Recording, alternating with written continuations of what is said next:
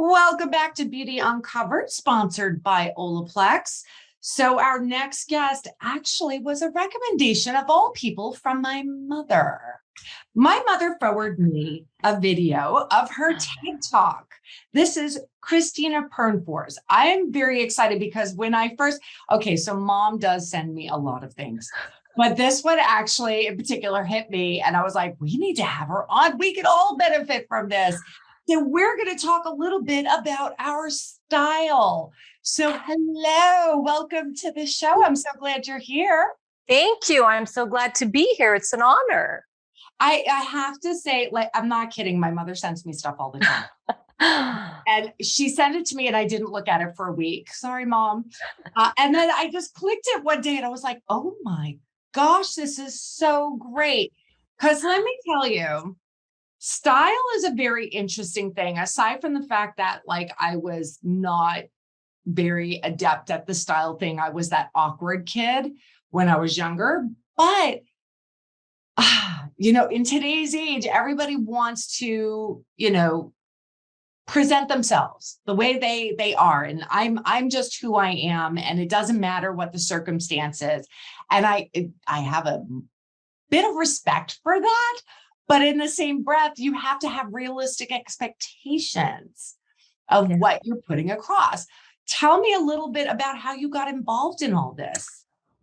Well, it's been a long journey. Well, first of all, thank you to your mom. I appreciate it so much.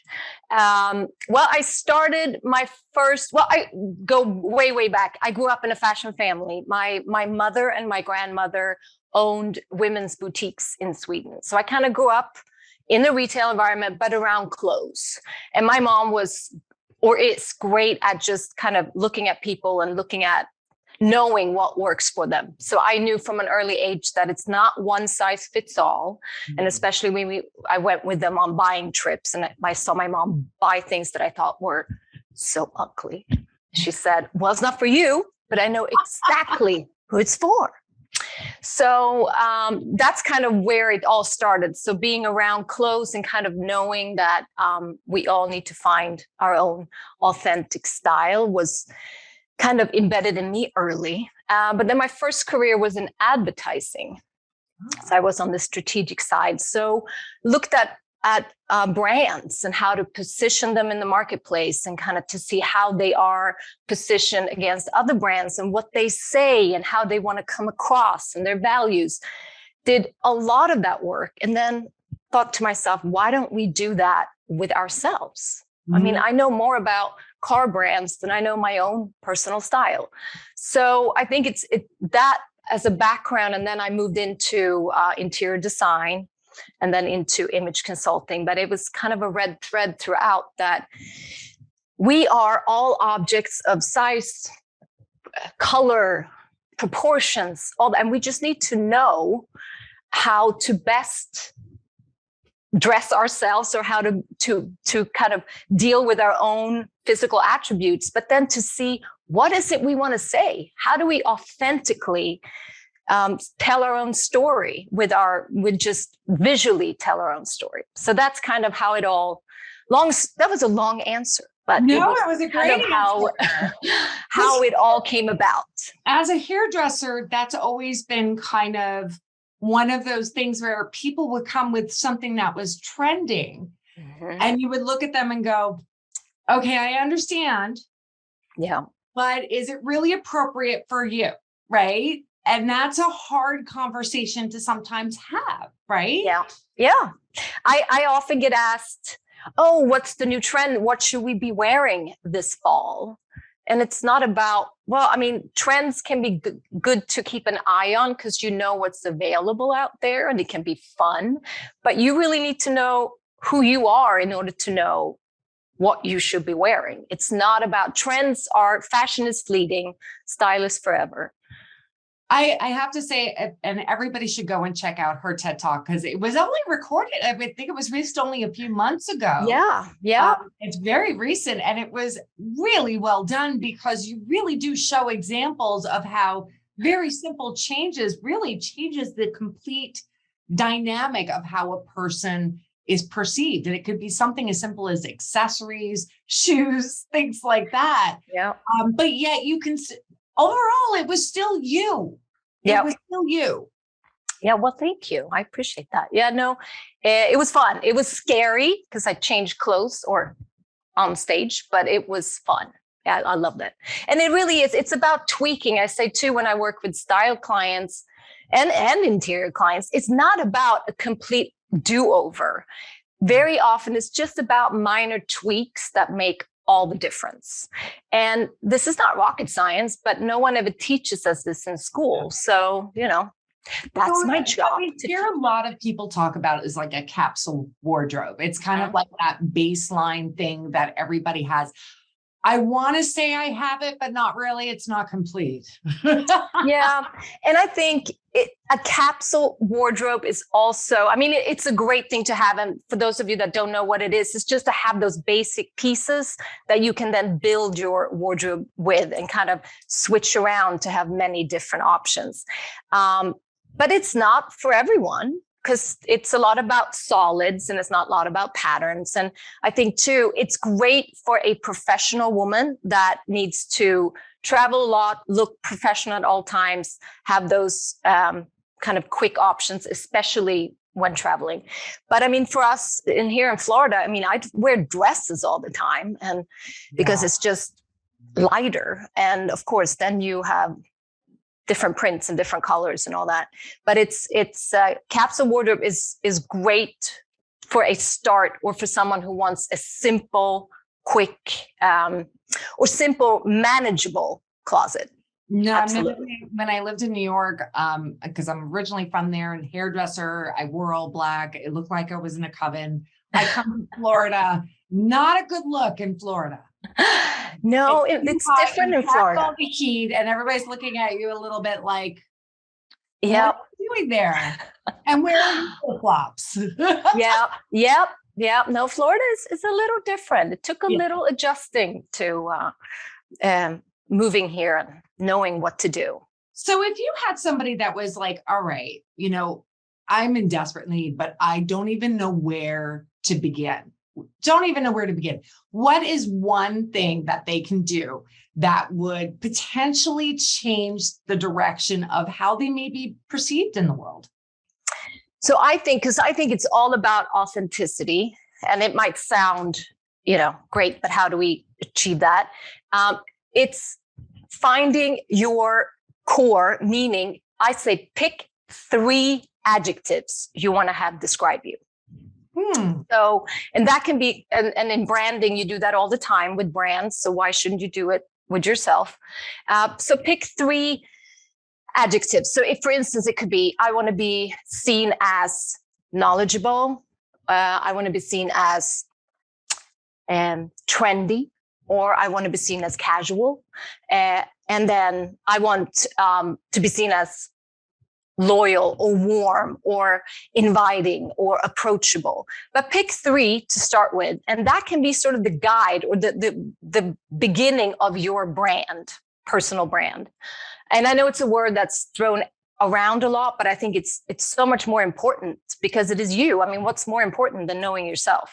So starting with picking 3 attributes or 3 adjectives, I think it's a great start to finding kind of who you are and what you should. Because then when you go shopping, it's almost like you have a checklist because we can all go into a store and see all these cute things on mannequins and think, oh yeah, oh yes. Or someone else tries something on and it looks great. But it might not be you. And sometimes we just don't know when we can get talked into things. Having your list, you can go, you know what? It looks great, but it's not me. I feel like there's also a big difference between picking adjectives of who you are and how you want to be perceived, because sometimes those are 2 totally different things. Because my friends that know me, they would sit there and say, you're like a boho chick that should be wearing flowing things and like flowers. And that is, believe it or not, who I am, but I don't come across that way. And I don't even think I could come across that way. Yep. So and if you go deeper into the exercise, which, I do in my job with clients, we have kind of strangers pick it for you, or people that don't know you pick out your adjectives. What comes to mind when you see this person? And then you can have friends and family pick their top 3, and then, you kind of narrow it down. But very often, a lot of us might have aspirational adjectives too. Like, maybe I don't feel like I'm there yet, but I want to move towards something. And that's of course, they should be included. So you might feel super casual, but you want to be a little more chic, then, that's a great attribute or something to keep in the back of your mind when you go shopping or when you pick an outfit. And I think that also goes back to appropriateness as well. Because I also know in the professional world, dressing like a hippie is probably not as acceptable. But it also goes back to what you were saying. I think you had a picture of a Harajuku girl. Yes. Yes. Mm-hmm. And you were saying, imagine her as one thing. Now imagine her as a kindergarten teacher. Yeah. 2 totally different vibes. How do you feel about them? But it's the same person. Yep. This is a hard one because there are a lot of people that feel like, no, I should be allowed to dress any way I want to. Absolutely. And there are certain professions where there are, of course, absolutely, rules. I'm sure lawyers can't dress however they want coming to court. And the same thing with teachers. I'm sure you can't. There are dress codes, but there needs to be a red thread throughout, because we all have different roles. I mean, you don't look the same when you go to the gym as when you go out for date night or when you run to the grocery store. But I say the most important thing is that there's a red thread throughout your closet or throughout your different hats, so that you're not completely flip-flopping or, change personality each time. And when you find that kind of core value, your own core values, the red thread becomes more obvious to you, but you have more freedom to kind of say, today I'm going to be a little more boho chic than I would normally be, but I still have my core, style. So it's not a set for all times. This is all you can do, rigid, but it's just to make it easier. Because, it's like the funnel. When you have too many options and there's too much out there, it's really hard to make decisions. But when you funnel it down, things become clearer and it becomes so much easier for yourself.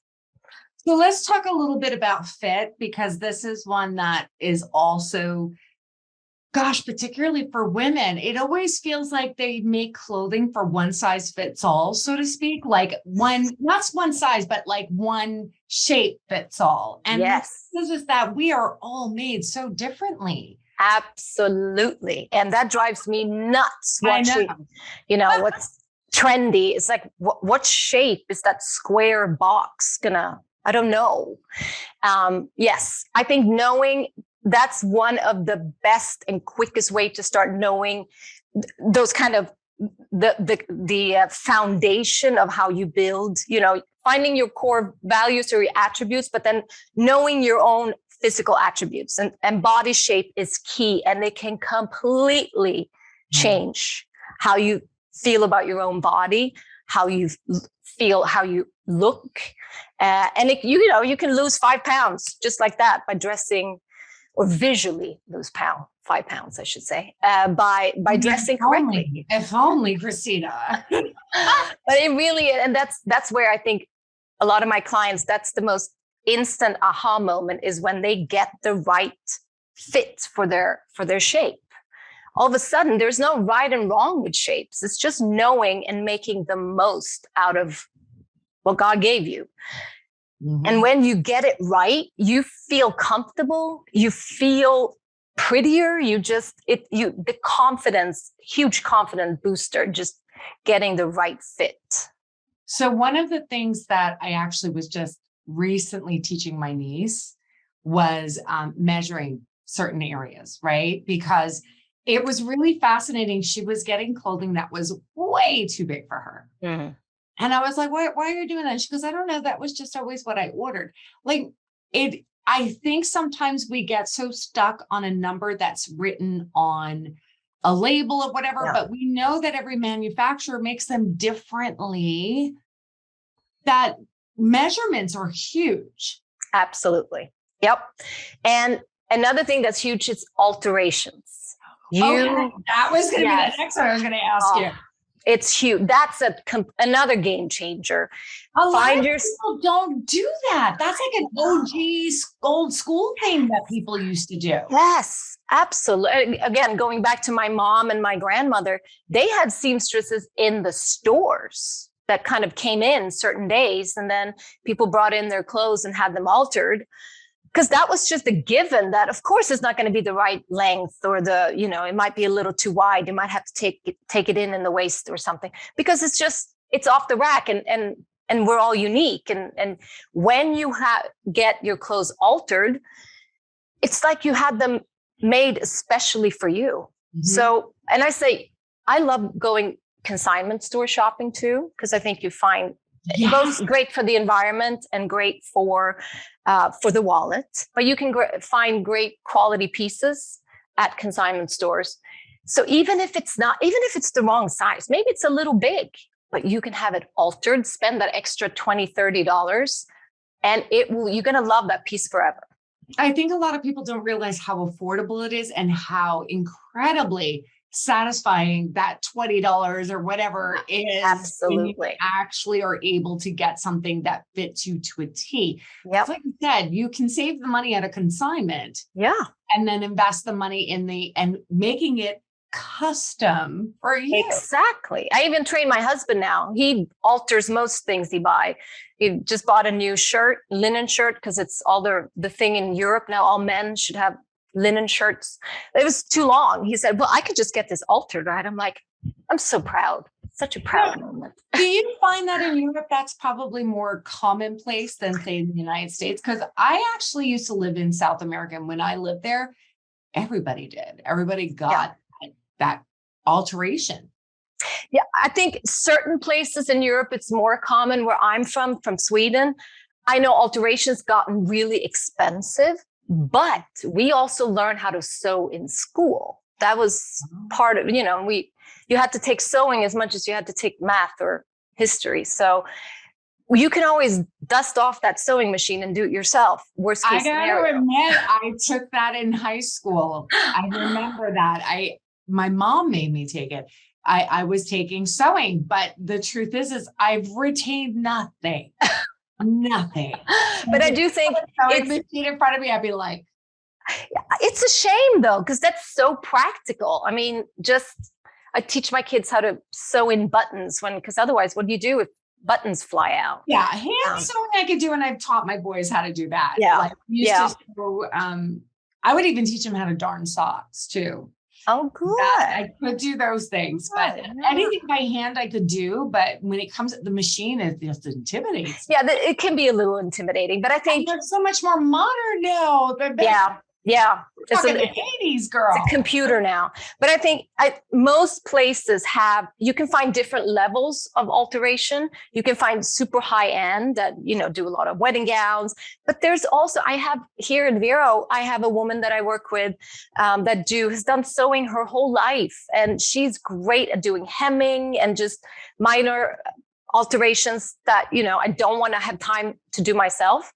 And I think most places you can find different levels, different cost levels of alterations. But I think it is just like you find a good hairdresser, you find a good alteration person, and you stick with him or her. Let me ask you, is there any piece of clothing that you would not bring to get altered? Like, because I always think of jeans. Like, jeans seem like a very complicated... I feel like that's the one we all want. Yes. Shortening of the hem, the bottom hem, that's an easy fix. But of course, having them taken in or out is hard because they have very specific seams on the inseam and outer seam. Also knitted things, you can't alter because you can't cut in a knitted fabric, because then it all's going to unravel. So those two I would stay away from. But apart from that, you can have most things altered. So if you were to tell a person to go find one thing at even better, at a thrift store. Oh yeah. Go hunting for it and go get altered today. Yeah. What would be that item? I think a great dress that you have, your go-to dress. It doesn't have to be black, but if black is your go-to color. It's an easy one to kind of. A dress that fits you to a T, because then you know that you can dress up or down. You can always dress it up with jewelry or dress it down just with flats or flip-flops. A great dress is a must that everyone should have, or every woman should have in her closet. Another thing I think everyone should have, which is a little trickier for thrift stores and consignment, is a good white shirt that is fitted through your torso. Yeah.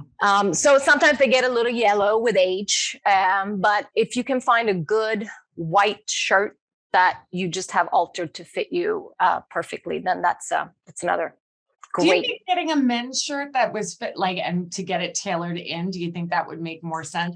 Because it's funny, because the reason I'm saying that as a girl that might be a little bit busty, those button-down white shirts, it's an issue.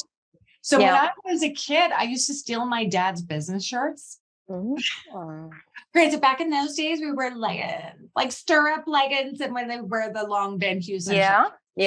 But you didn't have to worry about that, So I sit there and I'm like, I have looked everywhere. I can't find a shirt that doesn't pull at the buttons.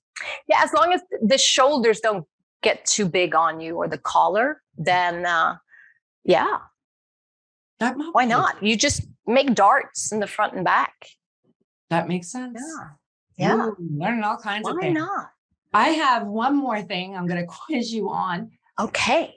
Color theory. Yes. Because here's the thing. I'm laughing right now, right? So I wear all different kind of jewel tones, and normally I'm good. My lighting's off today, and I know it is. And I have a green cast to my face because of my shirt, which is a problem. I could adjust a few things, make it a little better. There we go. Hi, I look more human now. I don't look like that. But the point is that color can really affect your, the way you appear, whether or not you look too washed out. So we're hearing right now, and I see it a lot on social media, particularly TikTok, about the underlying pigment of your skin and knowing what colors to lean towards.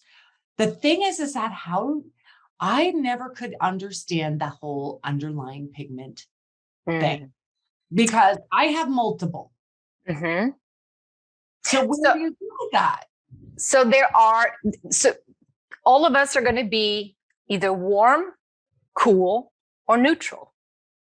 Might be that you're neutral.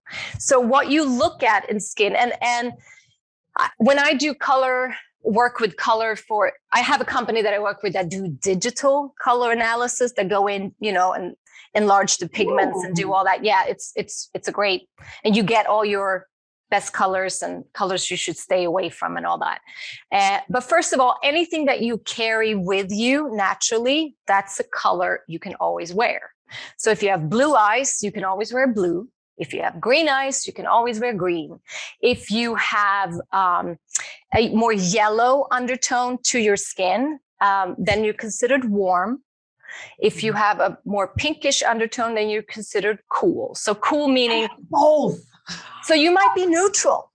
And that doesn't mean every color under the sun looks good, but that means that you can pull a little from both. And so there's no right and wrong, but it's just helps you so much, because we want to make sure your face, the skin in your face, that really what you wear complements your face and doesn't fight it. So what you wear on your bottom half doesn't really matter, because it's what's up against your face. And showing more skin is always a way to kind of make sure that you're not fighting it either, because you have your natural skin. But another great little tip to look at, if you don't know whether or not, you can see, do I tan easily? then you're usually more warm toned. Do I burn easily? You're usually more cool. But you can also look at your veins on your underarm. Are they bluer? Then you're cooler. Are they greener? Then you're warmer. And also on my website, I'm sure you can link. I have 2 little color cards that you guys can print out and just hold up to your skin. Ooh. And one is a warm and one is a cool. And then you look at the neutral colors and you see which one blends most with your skin tone. And that's a good way to kind of hold up and say, you know what, this one looks better or that one looks better. And yeah, no, those are just free downloads. So I love that. And speaking about your website, you also have a Bring Your Style Bootcamp digital course too. I'm just saying, we all could use a boot camp every once in a while because, like I said, I get actually, to be honest with you, I have a different green shirt. It's actually I think the undertones might be different, but I tend to get a shirt. It's safe. I will get every color in the rainbow and I just switch it out. Yeah. And there's nothing wrong with that. There's nothing wrong with it, but in the same breath, it's because of really just not knowing what to do. Mm-hmm. It's easy. Yeah. So, I mean, tell us a little bit about the boot camp. Like, what is it that a person's going to learn from that? So, yeah, the boot camp the digital course came about because I used to do these boot camps in person before the pandemic. I had a lot of workshops at my house, or went to, other people's that brought groups together. And what you learn is actually the things we talked about, your body shape, your coloring, your style category. You find those attributes, and then kind of how you put it all together and what your style preferences are. So it's a good base tool to identifying those within yourself. And I have tools and downloads and all that for how to find them. I also included some interiors because a lot of the things we do with ourselves is the same rules apply to our interiors. No, your home doesn't have to on my interiors than I do on myself. Yeah, well, some people do. Yeah, get my interior into jeans. Different. Yeah. But then during the pandemic, when no one came to my house or I didn't go to anyone else's house, I started doing a lot of virtual boot camps instead. And that way, you can reach the whole world. Oh, yeah. But it was always the problem with the timing and the time zones. So I decided, you know what?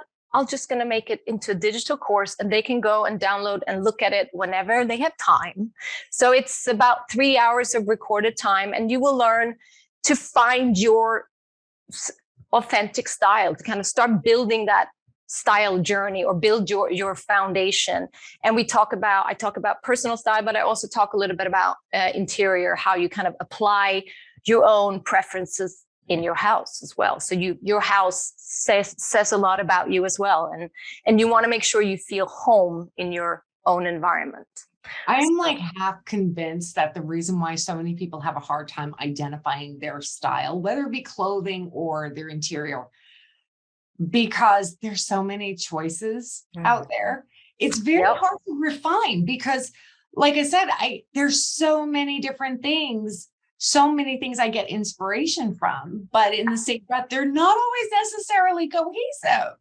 Yep. And it's, of course, HGTV. I mean, I don't know about you. I can binge HGTV. And yes, we get inspiration, which is great from different things we see, different magazines. But I think the important thing, again, if there's too many options and you can't make a decision, then you're going to be just left fumbling in the dark. It's when you know more what your true or what your preferences are. They can, of course, change as you evolve. Your style will evolve. But when you know kind of these are my preferences, I like that, but I prefer this.